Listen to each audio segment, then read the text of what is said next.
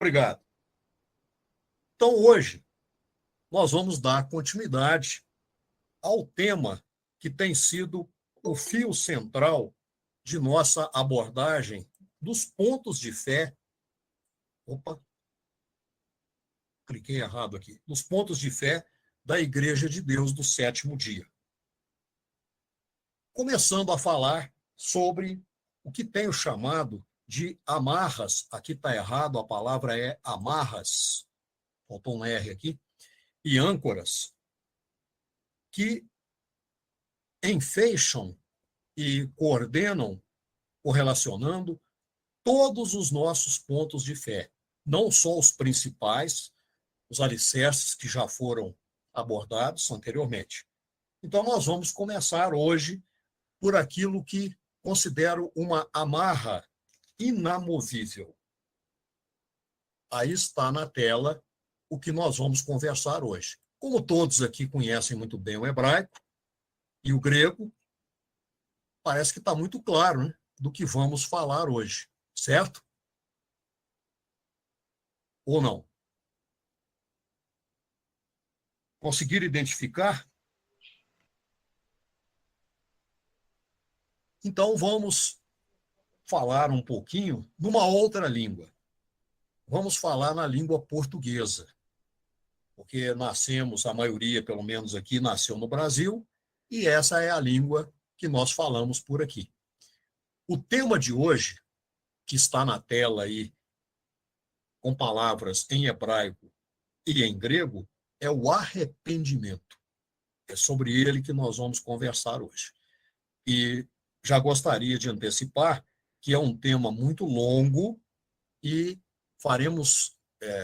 Eu vou precisar do concurso do irmão cronarca ou do cronarca vicário, se o cronarca efetivo tiver de retirar-se da sala para repousar, para me dar um toque quando completarmos 1 hora de conversa, para não cansar ninguém, que esse tema vai longe. E ele é crucial para a nossa salvação.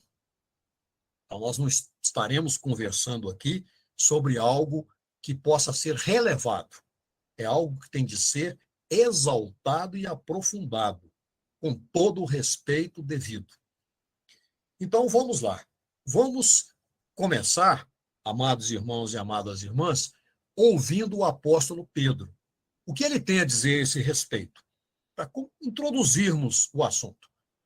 Na sua segunda epístola, o apóstolo Pedro, no capítulo 3, versículo 9, ele diz que Iá não retarda sua promessa, ainda que alguns a tenham por tardia, mas é longânimo para conosco, não querendo que alguns se percam, senão que todos venham a arrepender-se.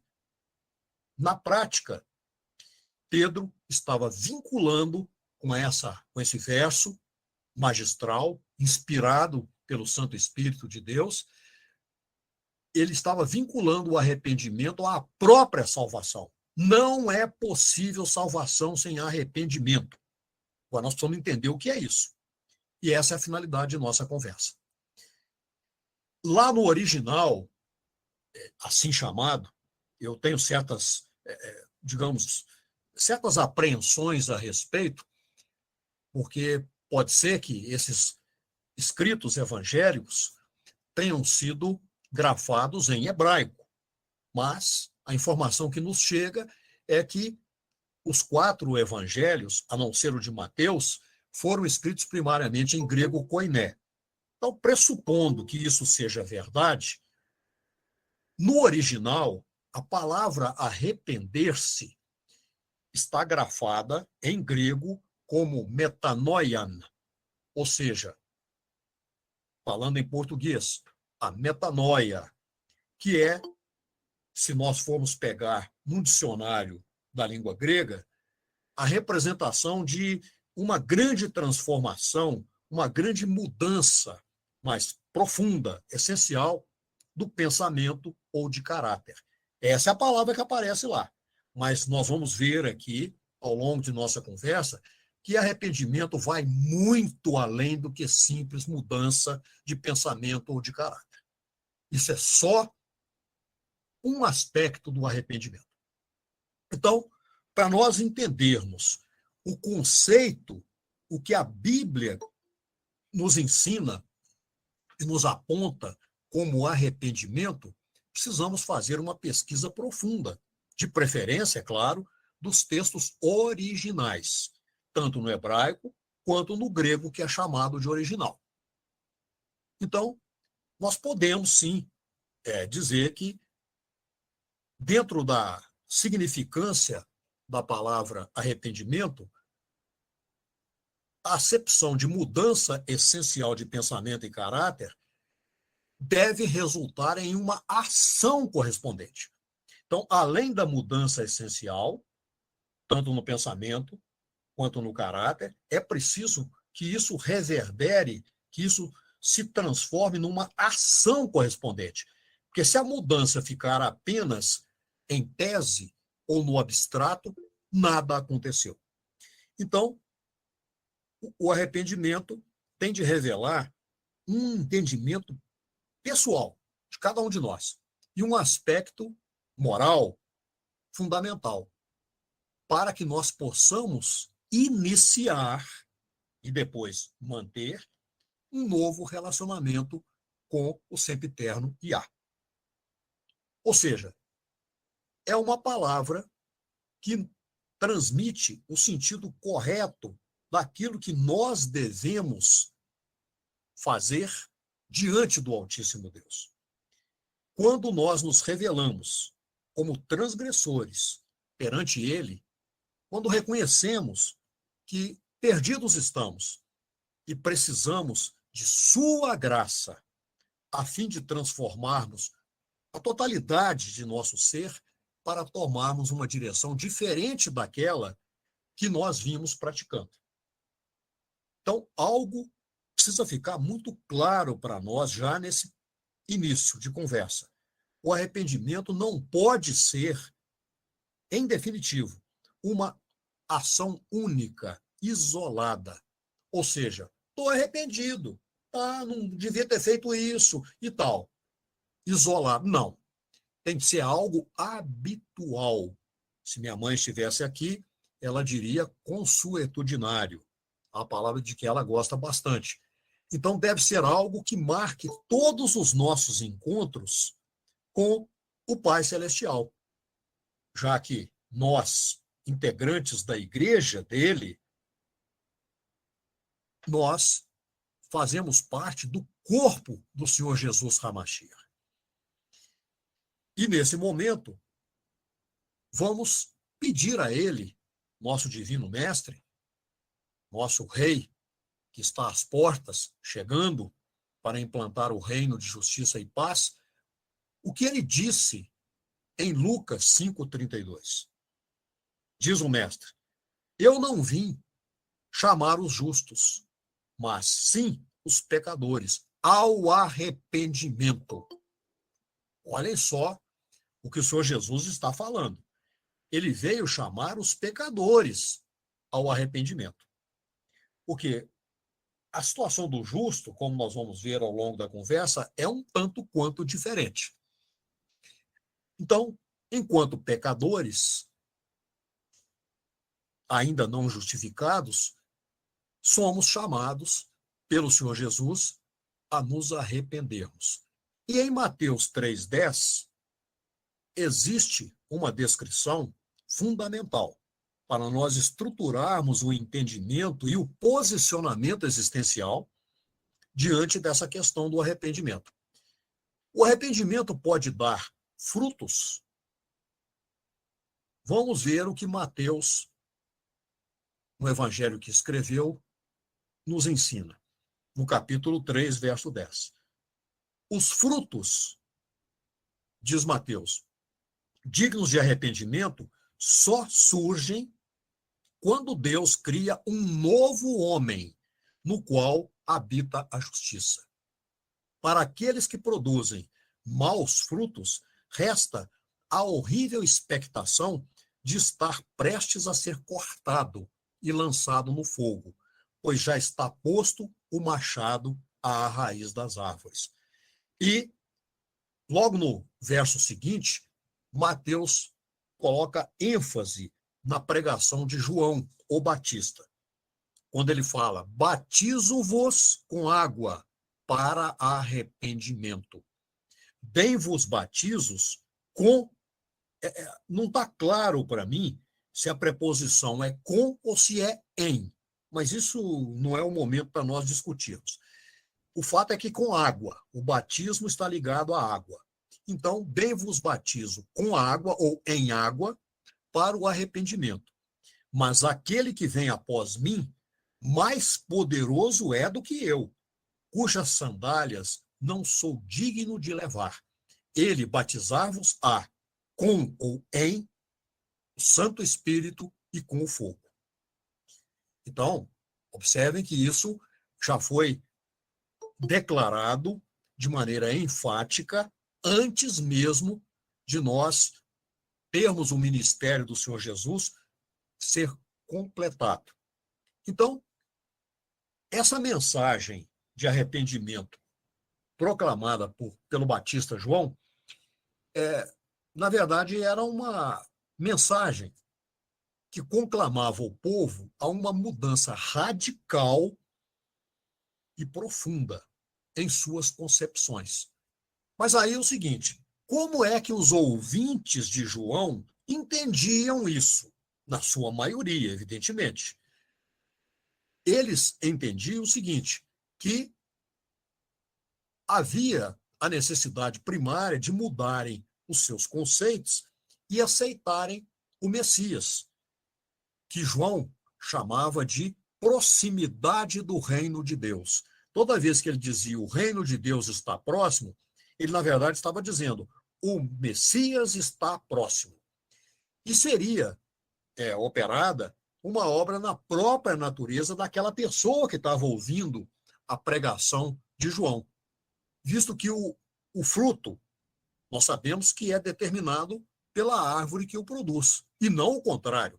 Não é o fruto que produz a árvore naquele momento, mas a árvore que produz o fruto.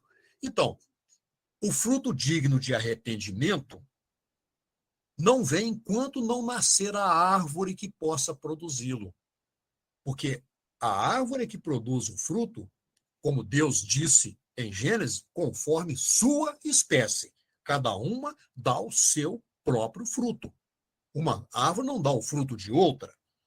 Então, essa mensagem que o Batista martelou a exaustão durante o seu ministério, mais tarde foi referendada pelo próprio Senhor Jesus, em João 3,7, quando o Mashiach diz o seguinte: é necessário para vós nascer de novo. Então, como é que nós vamos começar a entender isso aí? O fruto digno de arrependimento só é possível após o nascimento de uma semente incorruptível, que nós sabemos qual é. É a palavra de Deus.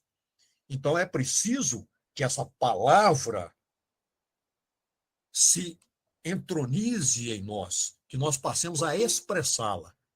Sem antes nascermos de Deus, nunca conseguiremos produzir fruto do arrependimento. Podemos até falar a palavra, mas o principal aqui é o fruto. Então, a nossa conduta não contém em si mesma os elementos que produzem frutos dignos de arrependimento. Nós precisamos mudar a árvore que somos. Se não mudarmos a árvore, o fruto também não muda. O fruto continua mau. E aqui é preciso fazer um parêntese. Como é que era a conjuntura social, cultural, na época do Batista João? A gente sabe que o maior problema dos chamados religiosos daquela época era a crença que eles tinham em que, por serem descendentes de Abraão, já eram filhos de Deus. Por direito hereditário.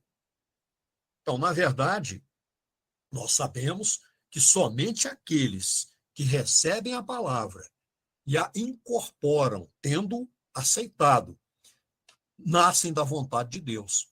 E aí sim, passam a produzir frutos segundo a sua espécie, ou seja, frutos bons, frutos dignos de arrependimento.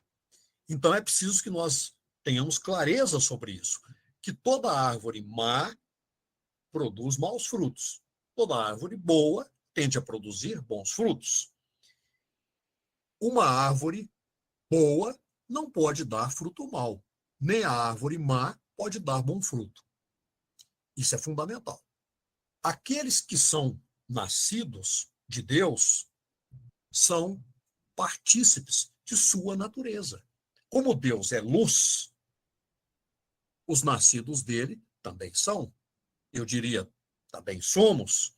Quero crer que nós já estamos nesse conjunto, nessa árvore. Como Deus é todo bondade, os nascidos dele também são bons. Resumindo, nesse ponto aqui, quando uma semente, ou a semente, melhor dizendo, incorruptível germina no nosso coração, produz uma nova criatura. Seria um novo homem, uma nova árvore. E os nossos frutos passam a ser bons. Vamos voltar à palavra do próprio Senhor Jesus, orientando o nosso entendimento a respeito desse tema. Em Mateus 4,17, o Senhor Jesus disse: arrependei-vos, porque é chegado o reino dos céus.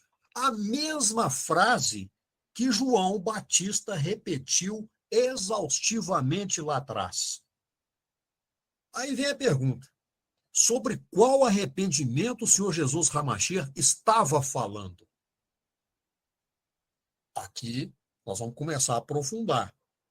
A primeira ideia que vem, isso é natural, à nossa mente, quando se fala a palavra arrependimento, é de uma pessoa entristecida, com as mãos sobre a cabeça, dizendo: eu estou arrependido do que fiz, que peso na consciência, o que posso fazer para reparar meu erro?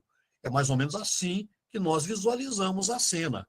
Mas será que o Senhor Jesus Hamashiach estava anunciando esse tipo de arrependimento com base nesses parâmetros que eu acabei de falar aqui? Será que o arrependimento anunciado por João o Batista se apoiava na consciência e nos padrões éticos dos ouvintes? Vamos ver o que a Bíblia diz. Existe uma passagem que todos nós já lemos, pelo menos, imagino que sim, pelo menos mais de uma vez, do apedrejamento da mulher adúltera. Vamos ler só o verso 9 de João 8. Quando o Senhor Jesus fez a admoestação, lançou a questão de quem não tivesse pecado que atirasse a primeira pedra, o que aconteceu? Quando ouviram essas palavras veementes do Divino Mestre, redarguidos da consciência, saíram um a um, assim diz o apóstolo João, a começar pelos mais velhos até os últimos, ficando no local somente o Senhor Jesus e a mulher que estava no meio.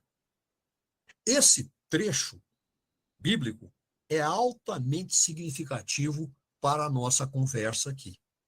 Por quê?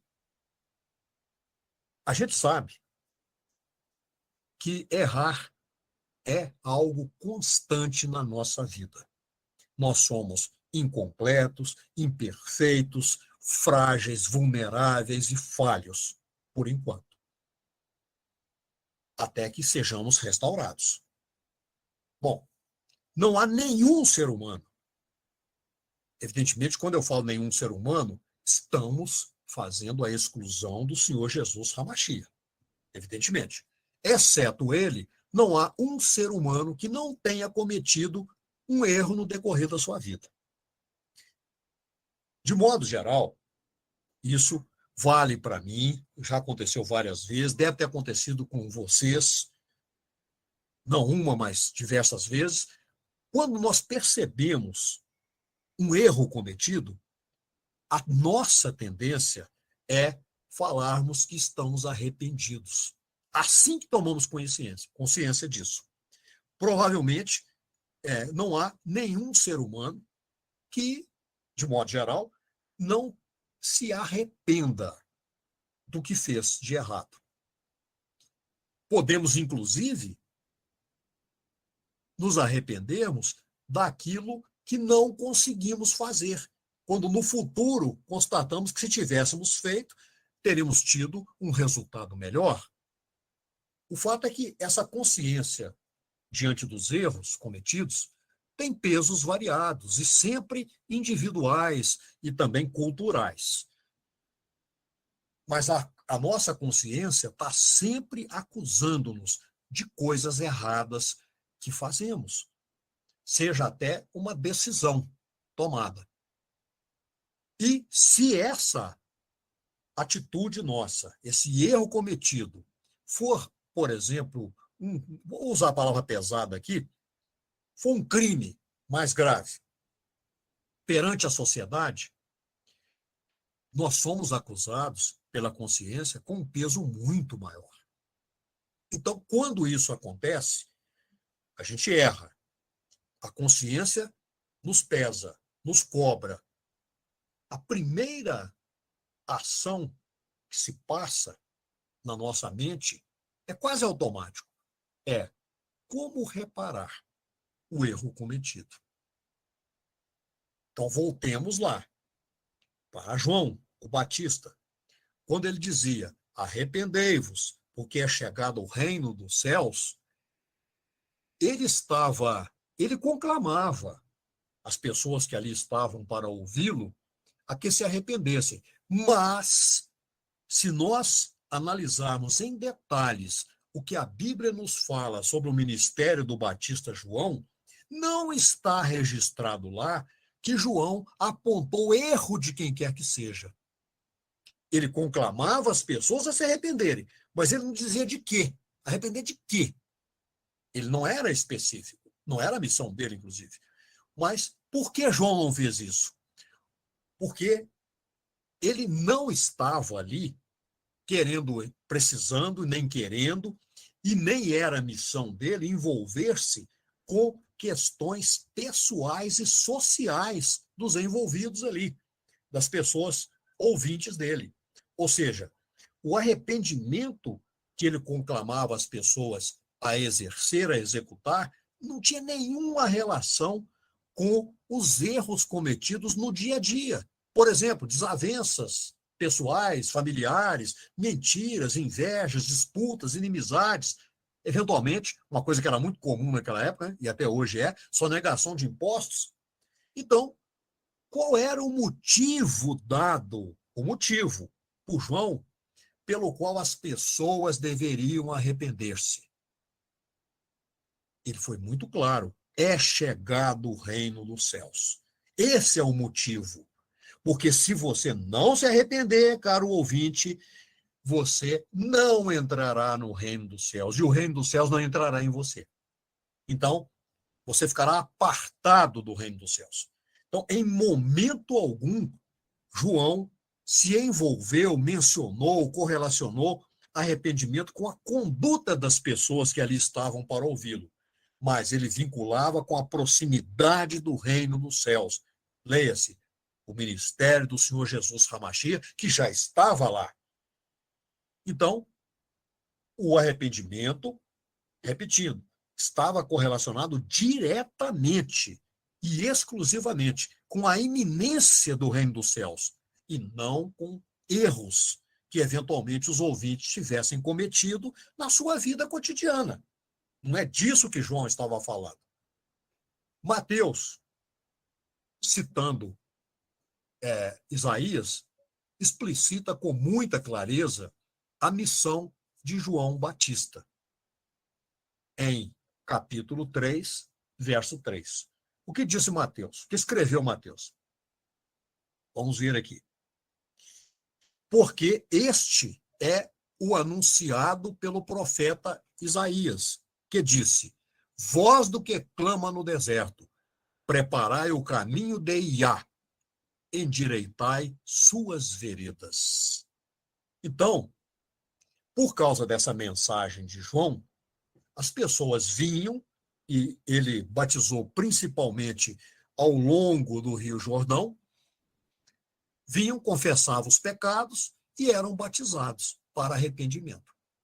Porém, o profeta João observou que muitos, principalmente fariseus e saduceus, que também vinham ao batismo, ele, em determinado momento, como diz minha mãe, desceu a lenha, chamou essas pessoas de raça de víboras, em Mateus 3,7.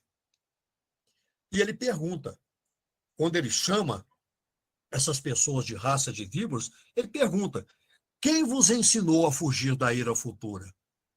Quem havia ensinado os fariseus e saduceus estava, no mínimo, equivocado, para não dizer outra coisa.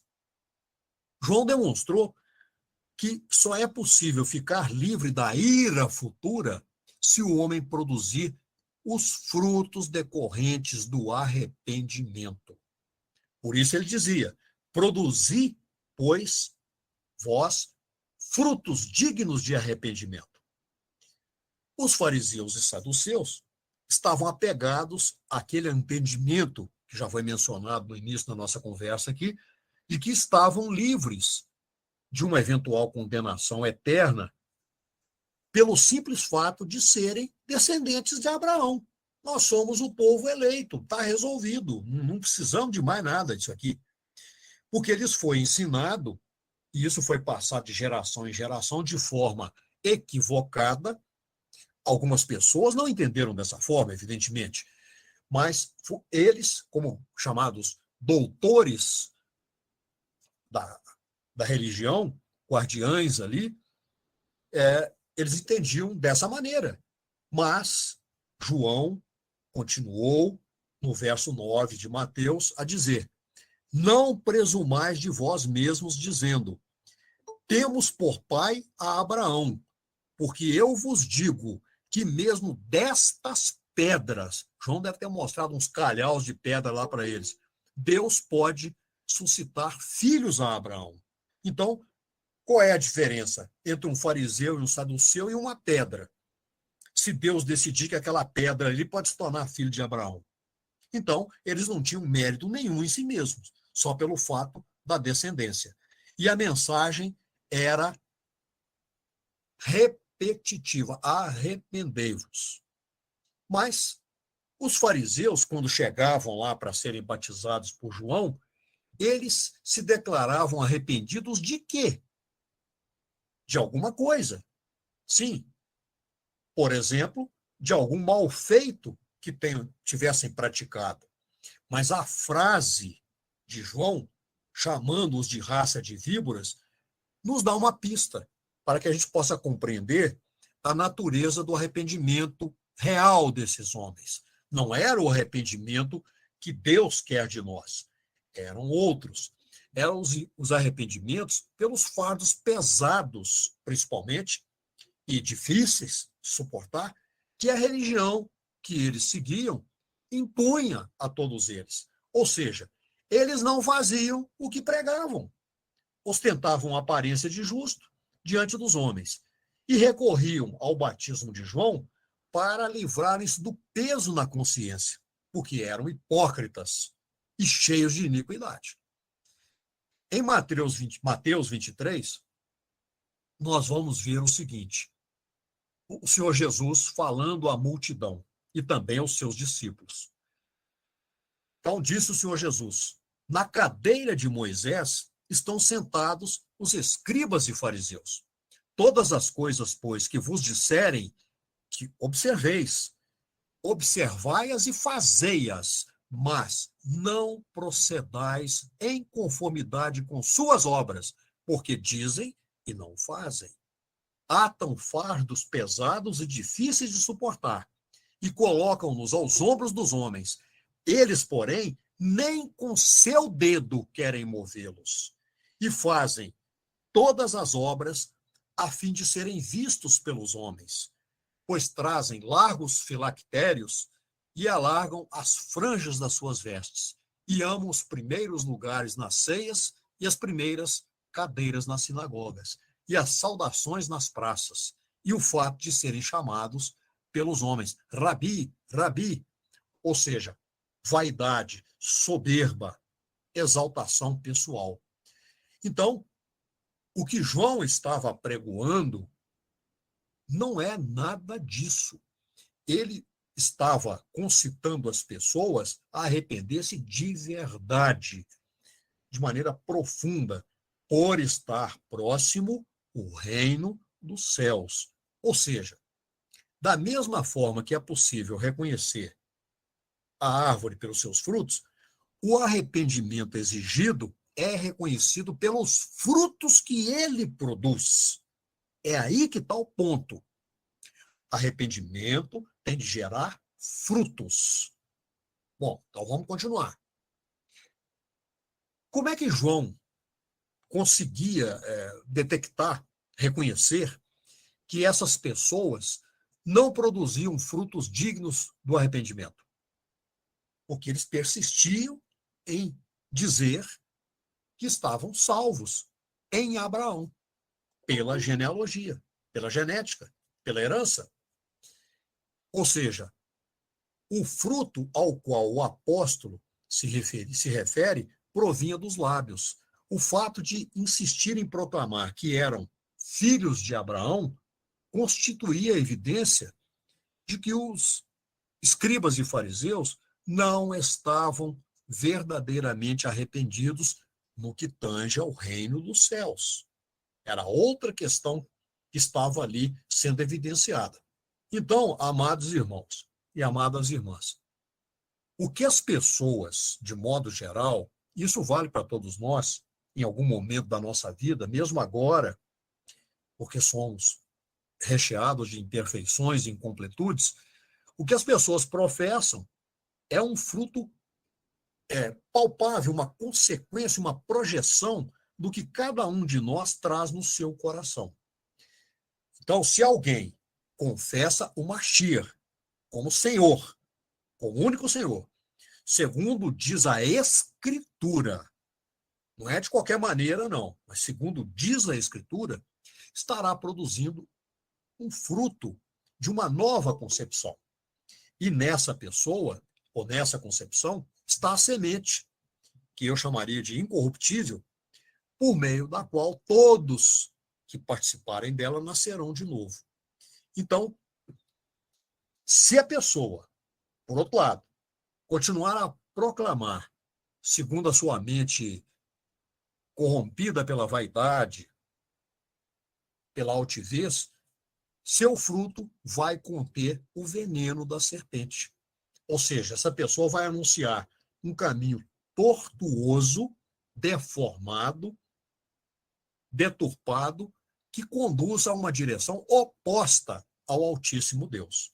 Por isso, Mateus nos revela o seguinte, no seu capítulo 3, verso 11.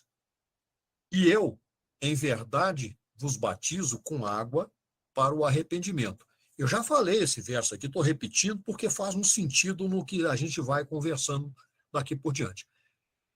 Para o arrependimento. Mas aquele que vem após mim é mais poderoso do que eu, cujas alparcas não sou digno de levar. Ele batizar-vos-á com ou no Espírito Santo e com fogo. Então, o batismo de João era para o arrependimento, porque ele estava preparando a vereda que leva ao Altíssimo Deus, como pronunciado por Isaías, lá atrás. Os fariseus e saduceus, principalmente, porque eles eram a maioria, ao persistirem teimosamente com essa alegação de ter por pai Abraão, não conseguiram aceitar a mensagem do Senhor Jesus Hamashia, predita por Isaías.